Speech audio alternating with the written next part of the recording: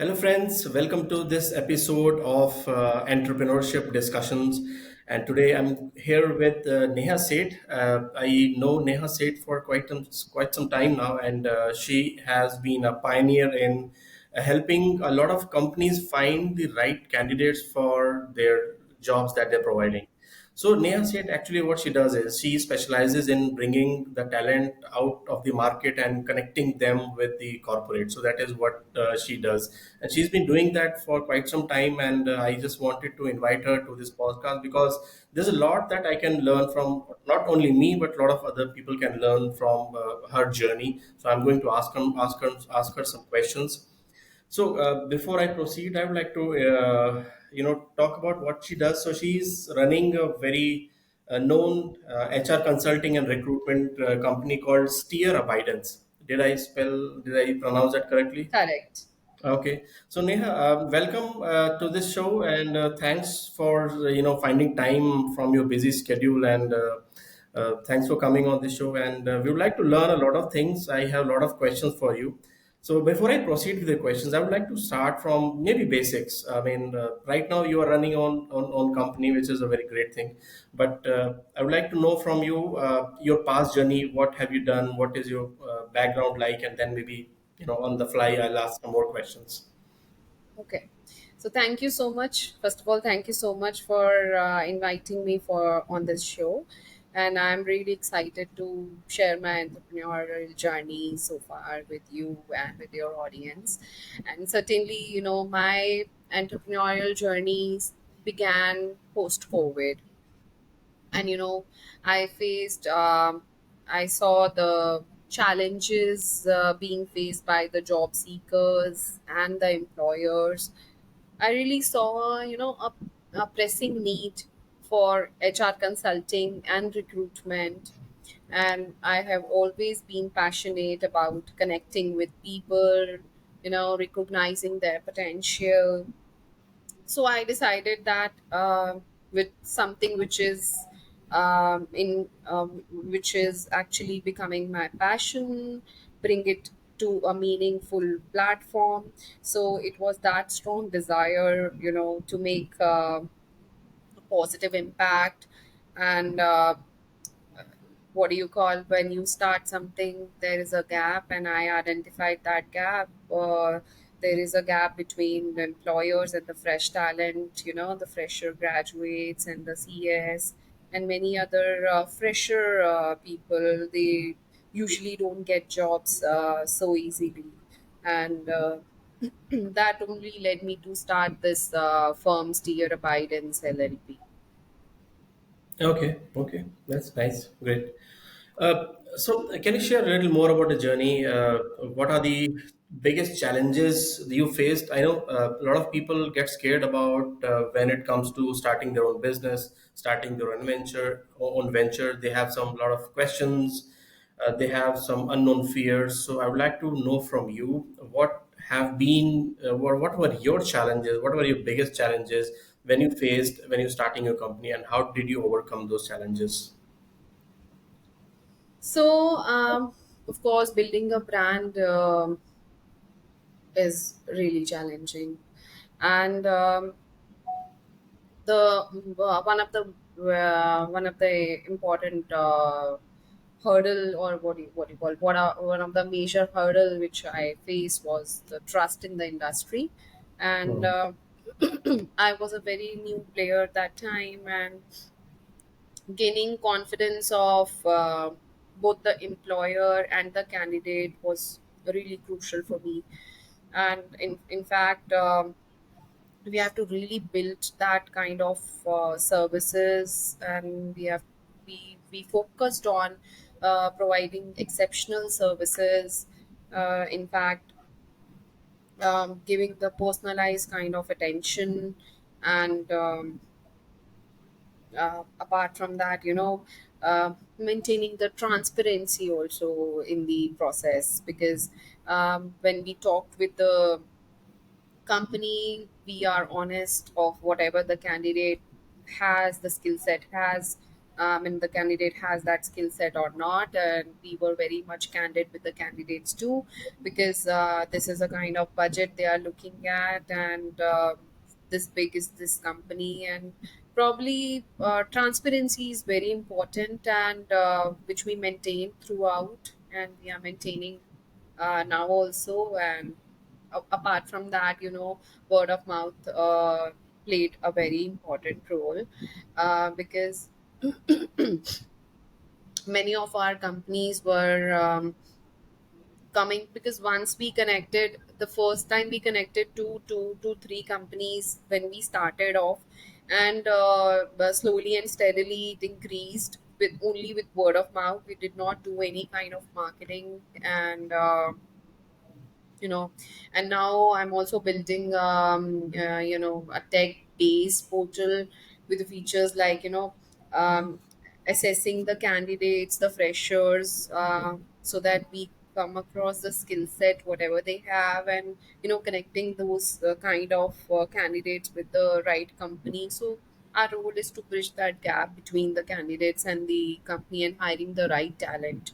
So this is what we are looking at. And since AI and technology has come up to a um, new era, so I feel there is a need. So I'm just building that too, so that we overcome this challenge of communication also, and make it a tech platform. Okay, that's interesting. So, ma'am, one thing which I gathered from your conversation, that you started with two, three clients, and then it was spreading through word of mouth, and now you have a lot of clients in your kitty. So that comes, that makes me think of one question which I always ask a lot of entrepreneurs is, so this is all about networking. The more we network and the more we go out in the field, the more people we meet, and that is how the businesses grow. So has networking played an important role in your growth in your business? I mean, how do you approach networking, and how do you think that it has contributed in your success in your company?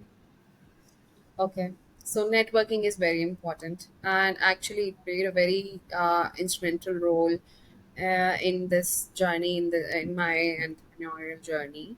And because I actively participate in the events and seminars and webinars also, and connect with the fellow professionals, the leaders, and the potential clients. And probably not in every networking event you get your client, but yes, you learn something. And uh, another networking event I joined was yours, the entrepreneur chapter, which really helped me meet the like-minded professionals, and of course it benefited me overall. Actually, networking not only help me understand the latest industry trends, for example, new kind of softwares or what people are doing. I'm excited to know about that, excited to know how people are building this business, their businesses, and also what are the best practices going on. And this really helped me throughout. And relationships building is another one of the thing I really respect about it, because um, I genuinely have interest in others success, because it has been very much instrumental in my own development too. So meaningful connections through this networking sessions are really important, and I really appreciate the kind of role they play. Okay, that's interesting. Thank you for sharing that. One important thing, another question which I wanted to ask was, now there is something called work-life balance. As an entrepreneur, and especially when you start, you have to do, I think, almost everything. You are the gatekeeper, you are the receptionist, you are the software developer, you are the website developers, you are the content writer, you are the business developer, you are like one man or one woman army. So there's a lot of struggle I see when it comes to work-life balance. So how do you maintain a work-life balance between your home and your profession? And as a lady, it is even, I think, a lot of ladies would like to know from you, because ladies, they have to play an extra role. Even though we say that now ladies have started working, and they started becoming the breadwinners of the family, but I've seen not a lot of men have not started working at home and not really trying to contribute to what ladies do. I know a lot of men are becoming intelligent now. They see that the ladies are working at home, working outside also, in a job, in a profession, and they need to contribute to the household chores as well. So I would like to know from you, your story from your side, and how do you So maintain work life? honestly, I have that special corner for women, and I always want women to come forward, and as they are playing so many roles in their life, being a daughter, a mother, a wife, a homemaker, sometimes managing all kind of stuff. I have that corner for women. Really want to bring up another section in my services too, helping women come forward, because many a times people women ask me what kind of jobs you have, if you have anything work from home, because post COVID this work from home culture has come up as so much.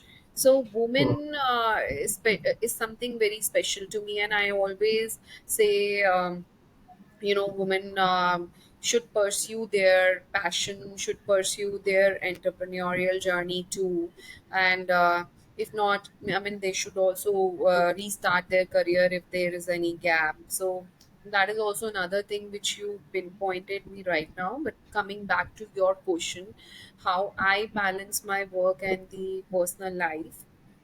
So see, it is also challenge managing the work and the personal life, but it's crucial too.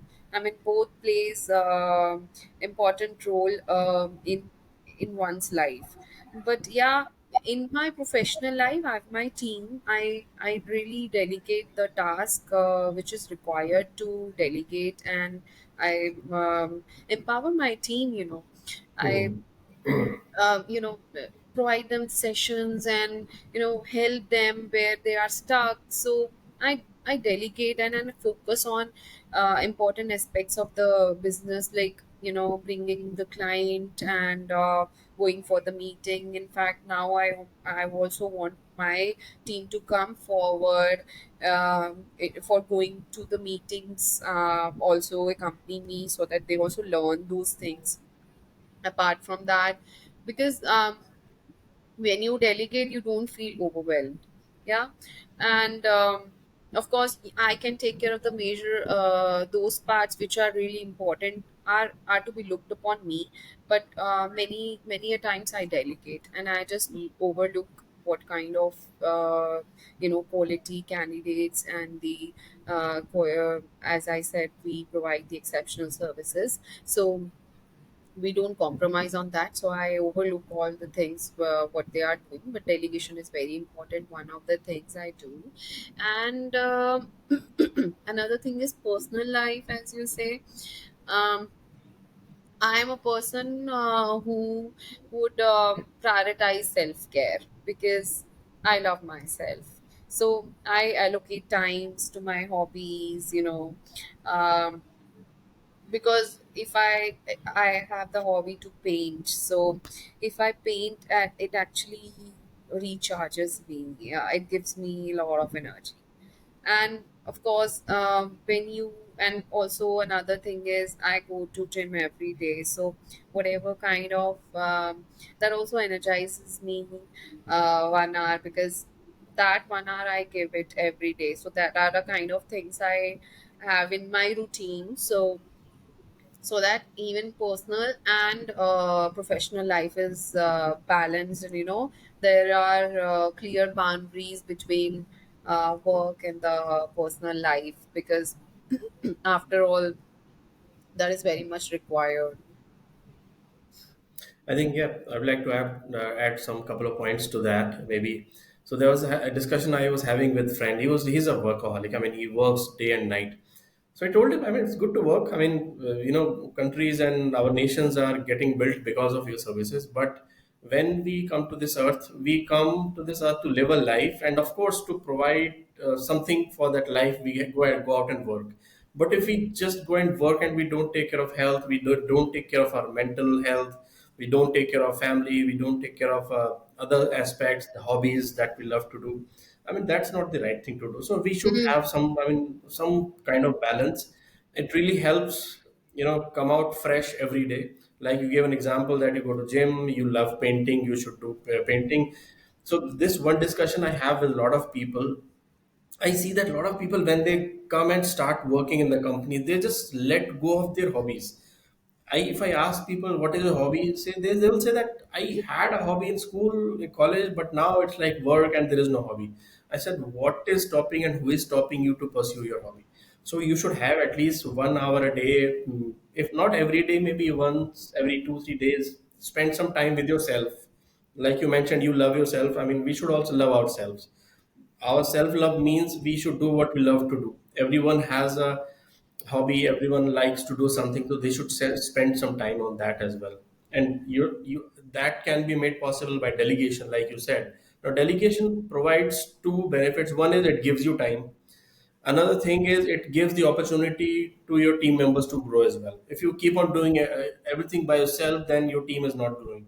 You are actually crippling them, and you are actually clipping their wings, and not they're not able to learn. So I think that is a very right thing. As a business owner, the responsibility is also there. I mean, of course we have to make money, but there is an additional social responsibility that we have hired people, and it's our responsibility that we have to help them grow in their careers as well. Nobody's going to stay with us for lifelong. I mean, we don't even expect. Even I have not worked in one company throughout my life. I also have jumped companies, but I have learned everything in that company. And of course, because of some extra monetary benefits, I jumped company, learned something new, and then of course I jumped to another company. So if we expect our employees to remain loyal to us throughout their lives, that is not going to happen. They will go. But if they go, let them go with good memories about you, about your business, that they learned a lot from this particular place that they work for. Right. So we're going to wind up with one last question. I'm not going to hold you up. I know you have got a busy schedule. So, what advice do you have for aspiring entrepreneurs who are just starting their business journey right now? How do you want to give some motivational talks or motivational thoughts, or any tips and tricks and what they should do? So, and the kind of tip is that never self doubt. Yeah, because always believe in yourself, and you know when you are already you have already started this journey, then probably you will succeed, and be passionate about it, right? And be consistent. um, like, I see people that they start, and when they fail, or they face some challenges, they stop, they quit. So in fact, for me also, when I started this recruitment firm, there came a lot of challenges. But sometimes, being a human, even I thought that let's quit. But then Mhm. another thing is, um, I myself then thought of it that I should embrace the challenges, and give them as an opportunity only, because if a challenge has come up, probably it will go, and you will learn and grow, right? And of course, have a network with you, like mentors or like-minded people, as you meet over the networking events, so you talk about those challenges, and you will get the feedback, and you will get solutions, but don't quit so easily. Be consistent of what are you doing. because in when you start a new startup or your journey, it's important that you have that purpose. So whatever you are doing should have a purpose or should have a goal to reach. So if your goals are listed, I mean, I list my goals. There are short term goals and there are my long term goals too. So I every day have a look at that goals, and I feel like that every day when you have the look at your goals, you, slowly and steadily you make steps to reach those goals. So always stay true to your passion and have a purpose in your life, because purpose is very important. Because when you love doing something, like I found my passion in connecting with people, understanding their true potential, and how I can make them a fit in an organization, or understanding the organization need. That was my passion, connecting with people. So when I identified my passion, that is a time when I said that yeah, I will stay true to this passion and follow it throughout. And of course, you there comes the many challenges, but you need to embrace those challenges. And after that time, when you are consistent and you are true to your passion, then you, of course, you reach your goals and you attain success. So I think that is important. And apart from that, I would say that one should also read books. And I recently started this TED Talks book. I'm reading that book, and it really helped me um, gain as a speaker, because now I'm speaking for CS students. I'm helping them out on how to hone their interview skills. So I was really had that fear in how to speak. And these kind of books actually give you sometimes some answers. And really that helps you to learn in this process of entrepreneurship. And of course, then these are the tips I can give you: that read more and more books, and make your habit in making notes or journaling it. Another thing is what I would say: stay true to your passion, because whatever your passion is, you need to be true and consistent. These are the kind of tips I would say one must the entrepreneurs must have in them. And of course, networking is very important. Thank you, ma'am. This was really nice talking to you, and thank you for spending time with us. If you have any parting questions, parting thoughts that you have, I mean, we can discuss now, or else we'll meet again on our next meetup event in August. Okay. Yeah, Right. so my last was this comment, or my last line would be: dream big and chase your aspirations, and you will achieve them. Okay. Thank you. Thank you, ma'am. It was really nice talking to you and a Thank you. great learning experience. I'm sure people who are going to watch this, they will definitely learn a lot. So I'm going to put your details, your website details in the description in this video. So if people want to reach Thank out you. to your company Thank for you. any assistance, they can do so. Thank you, everyone, for watching this little short discussion I had with Neha ma'am. Thank you, Neha ma'am, and we're Thank going you. to talk again in one of our upcoming Thank you. videos. Have a good day. Thank you. Bye. Bye.